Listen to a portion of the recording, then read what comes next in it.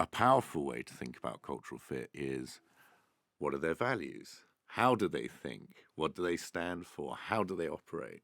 That's how we are trying to do recruitment. That's certainly how we're thinking about talent development and succession planning in my part of the business. This is The Talent Show, a new podcast series from FT Talent, a hub of innovation from the Financial Times. It's hosted by under 30s for the under 30s around the world. This second series is about all the aspects the FT organization is covering today, from editorial to development, from data to talent.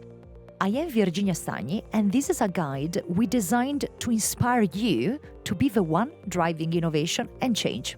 Welcome to the show.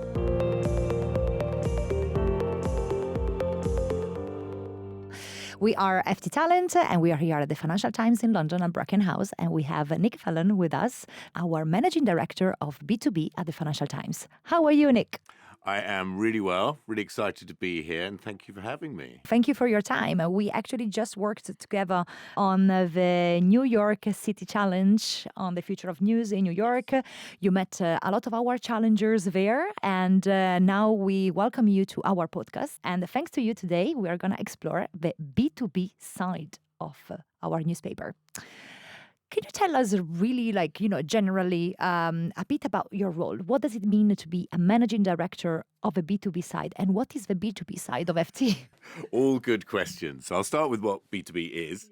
So B2B is the part of the Financial Times that sells subscriptions of our content to organizations rather than individuals. So you or I could subscribe to the FT anytime, but we actually sell to your academic institution, to government departments, and to, in large part, corporate organizations. So that started as really a bit of a side hustle years ago, 17 years ago. We realized that there were groups of individual paying readers in these places like academia or in corporates, and could we find a way of selling differently to them? And 17 years later, that has really grown to the point that we are now responsible for 75% of the paying audience of the Financial Times, and about 65% of the engaged audience. So it's really grown from a side hustle into the biggest part of our audience, which is super exciting. What do you think about this business model and the profitability, sustainability of the news? Do you think that looking at the B2B angle is really one of the solutions? Absolutely. I mean, so, I actually think we have a very clear purpose here at the Financial Times to find a sustainable business model for quality, independent, impartial news. And I feel very much that we are all on that mission together and we have that shared purpose. But I do genuinely think that the B2B approach has a significant role to play in that. So if you think about people's propensity to pay for news, younger generations are far less likely to want to pay or expect to pay for newspaper access. I think the institutional, organizational sale becomes more and more important. So the value is delivered to individuals still, but the sort of value exchange commercially is at their organization level.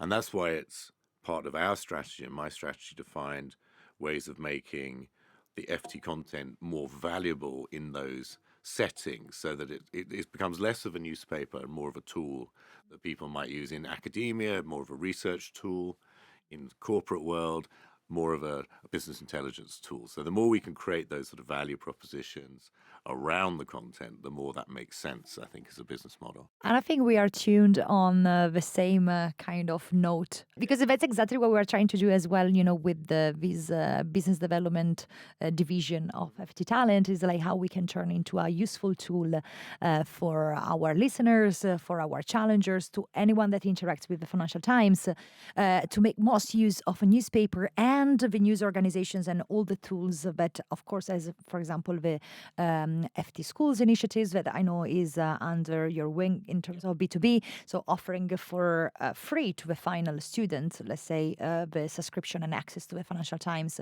It's a great democratic tool, but as well, it's a great career improvement, we believe. It is. It's so important to us that we form those relationships with younger readers in whatever way that we can. The schools initiative is brilliant because, as you say, it's brought to the students by partnership and sponsorship, so there's no money changes hands there.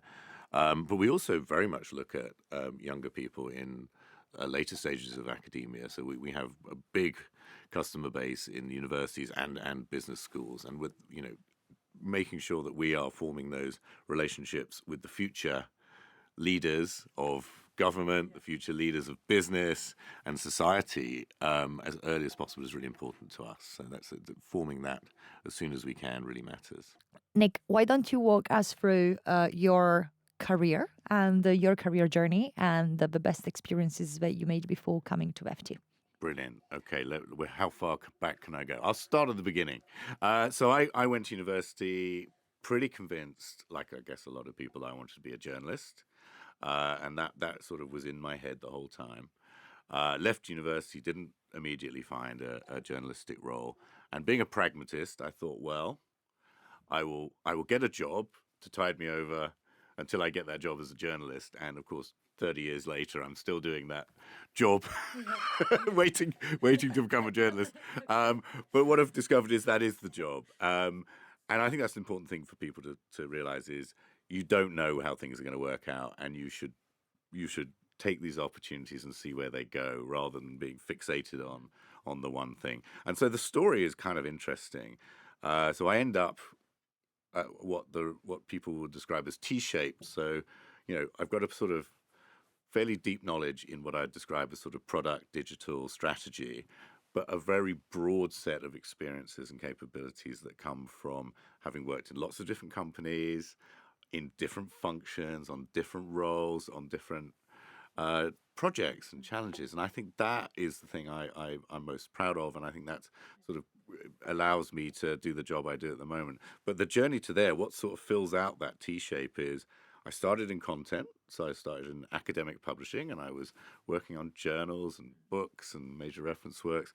And I got more and more curious and interested in the commercial side of that and how we deliver content. So then I got into roles that were product management, and I really enjoyed that. So the sort of thinking about product delivery, I did that for a number of product roles in different places. Can you mention a few places where you? Yeah, absolutely. So I started out in academic press, which is, as you might imagine, an academic publisher. I spent time in product at Derwent Information, which was part of Thomson at that time, which was dealing with intellectual property, and various other than that, and it was actually the product experience that led me to go and work at Informa. And Informa, I started there as a digital director, really to help them with sort of transforming a lot of their products into a more digital set of propositions. But then learned that actually I was more interested in the sort of overall business strategy. So that allowed me to sort of extend my sort of scope and to sort of learn more about portfolio strategy and M&A strategy and that kind of thing. And so that led to head of transformation roles and chief of staff type roles that were really working with CEOs and business leaders on how does the business overall work. And I talk about that as being working on the business rather than in the business. So you're really thinking about how the business units fit together.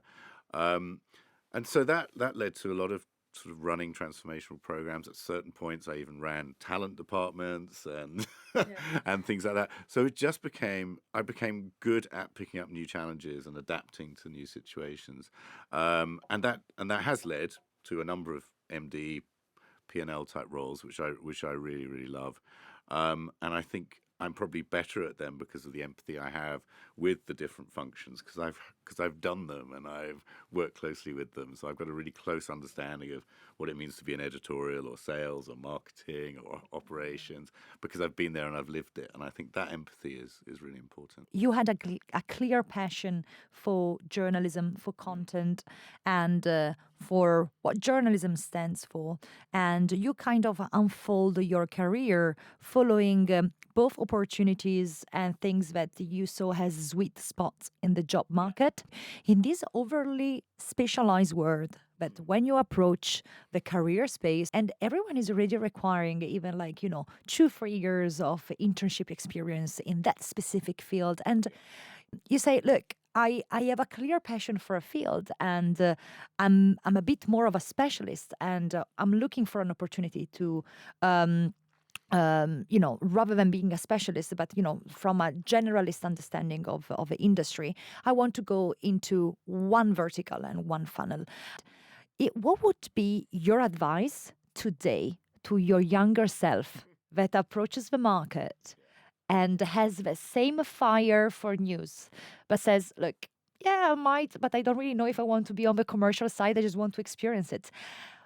What would you say to yourself if you are the hire of the younger Nick? Yeah, well, it's a great question. I think I would kind of give myself the advice that I did take as a younger person, which is to be pragmatic and to say, don't fixate on that particular job. Focus instead on where are you going to learn most. So it's better to get into the right organization in, for example, one of the many brilliant commercial roles we have on offer, and learn the business from there, and then see where your passion and your curiosity and your capabilities take you, which I suppose was my story. So I'm a really keen advocate of that, and we have a lot of entry level roles on the B2B side, in sort of sales, customer success, etc. And we've been really clear that we're going to remove the need for 1 or 2 years experience for those roles. We no longer require a degree for some of those roles, because actually what we'd rather find is skills and capabilities, and teach the right people the skills they need to do the job. So that's one of the things that led to us meeting, was me saying, well, how do we extend our reach in terms of talent? How do we find a broader, more diverse set of talent? And then how do we make it easier? How do we reduce those perhaps unnecessary barriers for some of those entry level roles? So going back to talking to the 19, 20, 21-year-old me, I would say do that. I would say find something that you have a shared sense of values, mission, and purpose with. Don't work for a company that you don't believe in just to get the experience. It is far better to actually work somewhere that you care about and feel properly aligned with. That will give you better experiences and learnings than working somewhere where you really don't feel you fit in, you're not a great fit, and you're sort of just doing it for the money, or just doing it for the LinkedIn profile or whatever. What's your take on a cultural fit? How do you basically build a culture, especially when you're an MD, so a managing director, but you have a role of leadership as well? When you think about cultural fit, sometimes you're saying, does that person fit in here as a person? And there's a very lazy, and I believe incredibly dangerous, way of thinking about cultural fit. And it's, what do they look like? How do they speak? Where were they educated? Who do they know?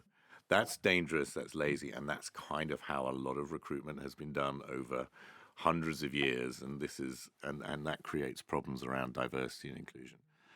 A powerful way to think about cultural fit is, what are their values? How do they think? What do they stand for? How do they operate? So if you think about cultural fit in terms of those other things rather than just the cover, thank you, I think that's a much better place. And I think that's how we are trying to do recruitment. That's certainly how we're thinking about talent development and succession planning in my part of the business. Is, it doesn't matter where you went to university. It matters how you think and operate.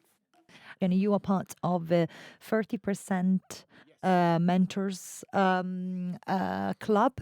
So can you tell me a bit more about that, and what is it giving you being a mentor? The mission of the 30% Club is to get 30% board representation by women. And I think that's an admirable goal. The way it works is brilliant, because each organization stands up, puts forward a number of women who require the mentoring, and must also make available the same number of mentors. And the mentors can be men or women. And that's a great value exchange. And I think what I love about that is it's very focused on a specific goal, but also it's really broad. So mentoring is often finding somebody else in your organization, or maybe just a little bit further out in your network, and asking them to be your mentor. But being paired based on what the mentor's capabilities are and what the mentee's needs are by this independent group actually creates much better pairings. And I think the mentees get more out of this totally independent view. And I think it's a really important thing for those of us that are more advanced in our careers to mentor those closer to the beginning, and vice versa. So I'm also a significant fan of the kind of the reverse of that. Nick, you just mentioned something that resonates quite a lot with me, that is always about the human side of a business and how you don't want to let people down, especially when you need to take some tough decisions. How do you manage stress and anxiety?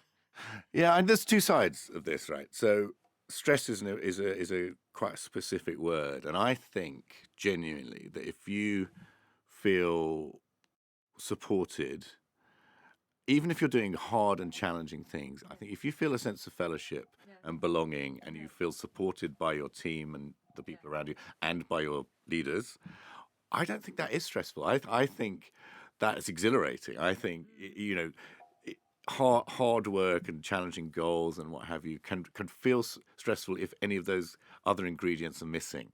So if you don't feel a sense of fellowship, if you don't feel support from your boss, you're going to feel pretty stressed about most things, right? But if you're in the environment where it is clear what's expected of you, and you know you've got the support, I would say it very rarely feels like stress, even though it can feel like hard work and you can be pretty exhausted by it. But the anxiety bit and all of that, I think, is really important. And I think we should all be far more honest about being vulnerable. And I think we should all, however senior we are, recognize that sometimes we have a bit of imposter syndrome. Sometimes we just feel a bit overwhelmed and don't really know the answer. And maybe you walk into a room of people and they expect you to kind of have the magic answer to this thing. And I think being vulnerable and saying, do you know, I actually don't know the answer to that right now, but let's talk about how to do it. Allowing ourselves to be a bit vulnerable kind of reduces the anxiety, actually, because the anxiousness is because you're thinking, God, I feel like this, but I've got to hide it from everybody because I'm the boss. But if you allow yourself to be a little bit more vulnerable, I think it sort of dissipates quite a lot of that. All these episodes that we are getting experts like yourself from the FT, we are kind of all saying the same things. You guys are all saying the same things, and it's really it makes us realize, and I hope it makes realize also our listeners, that organizations are a piece of society, and I think it's so great to a conversation that started how does it work the business side of FT. We're going into really through cultural and ethical chats. I'm a young person interested on the commercial side of a newspaper. What shall I study? What should you study? That's a really interesting one. I would actually say study the thing that you're best at and you're most excited by, because unless you want to follow a particular topic, if unless you really want to be an expert in a certain area, again, it's more important that you study something that you can demonstrate you've been really good at, the process of studying and advancing your knowledge of something. So I wouldn't steer someone specifically to, like a business studies or a media business studies course necessarily. I mean, obviously those are great courses, and if somebody has studied that, that will give them a lot of good information and a good grounding. But I think I would rather meet someone who said to me, "Well, I studied history, and this is why, and this is what I got out of it, and let me tell you about how it changed my life," more than I studied business studies because I wanted a commercial role. In terms of adaptability, but I think it's another key word for a leader. How did you adapt yourself and your skill set with technologies and devices that are so fast forward moving and are not moving at the same time of human beings? Um, I think you just have to focus on the things on the fundamentals. What do our customers really care about? Do these technologies fit with our strategy? We kind of have a good sense of where we're going and why. And so you can review all of those new sort of volatile things through the prism of the stability of your strategy and your understanding of your customers and where you're going. I think that sort of makes it feel a little less like, oh my God, I have to know everything. But in terms of how do I sort of keep on top of things, I would say, and this is another general tip for just how to survive, how to survive a day job is schedule time for reading, schedule time for thinking, and schedule time for planning, and to the best of your ability. Do what you can to find time to read and find the right things to read. I would obviously start with the Financial Times. Identify the areas you're interested in, identify the newsletters, the publications, or even in that time, read some chapters of a book. But definitely read, definitely think, and definitely plan the week ahead. So this is one of my things that once I started doing this, it made it so much easier to balance lots of different things. Is just actually look for the next 2 weeks and see everything that's coming up. Oh, I've got that meeting on Wednesday that I actually have to prepare for. I know that on a Monday rather than knowing that on a Wednesday morning, right? But you have to create the habit of planning. Yeah. You need to be a manager of yourself and of You your own do. time. You, And it's you absolutely yeah. do. Thank you so much, Nick. As you know, one special part of this podcast is welcoming challengers. So younger challengers from all over the world to ask you directly some questions. So we welcome in the studio Alex and Sophia. Alex, why don't we start from you and your experience, and then please ask your question to Nick. Yeah, thank you, Virginia, and nice to meet you, Nick. I'm Alex. Nice to meet you. Yeah, I'm living in London now, and I just founded my own startup about NFT DEX, doing some cool things about NFT. So I'm the X talent in 2021. It's my honor to ask a question because I'm very curious about your leadership. So I want to ask you about what would you describe your leadership style and what have you have learned from leading a team? Yeah. Well, lovely to meet you. Thank you for that question. That's a brilliant question. How would I describe my leadership style? I think what I'm really good at is getting people together, convening smart people, talking about where we need to go, so vision and strategy, and then helping them create the right environment in which to be successful. So I think my leadership style is less directive, and this is what we're doing, and go on and get on with it. It's more to help the really smart people around me come together and agree what the right pathway is, and to agree how we're going to achieve that. What are the challenges? What are the interdependencies, and how are we going to do that? So I feel like I'm more of a sort of facilitator of things than anything, if you see what I mean. I'm not sure that's ever been written in the business books, the kind of facilitator boss, but I think maybe that's how I think about myself. And what was the second half of the question? I'm so sorry. It's about what have you learned from leading a team? Yeah.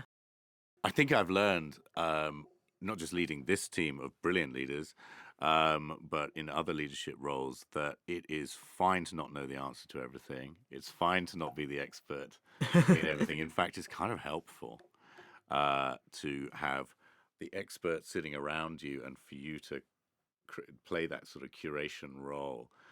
So I think that's pretty much the main thing is we all have our role to play, and being the MD or the CEO or whatever is doesn't mean you have to be that best at everything. It means you have to be the best at bringing people together and getting people to work together and making the environment in which they're successful. That's what you have to be the best at. Oh, thank you for your advice, and I can go real. Yeah, thank you. Good.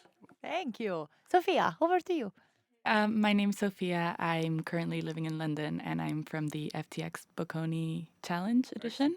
And my question for you, Nick, is within the manager job and talking to businesses as you do all the time, what would you say are the strongest communication tools and skills that you have developed, and how can we, as young people getting into the job market, get to that level that you have? Brilliant question. So yes, I do talk to a lot of people across the FT, and I speak to a lot of customers and people in other businesses. And I would say that the best communication skill is actually the listening side and the curiosity side.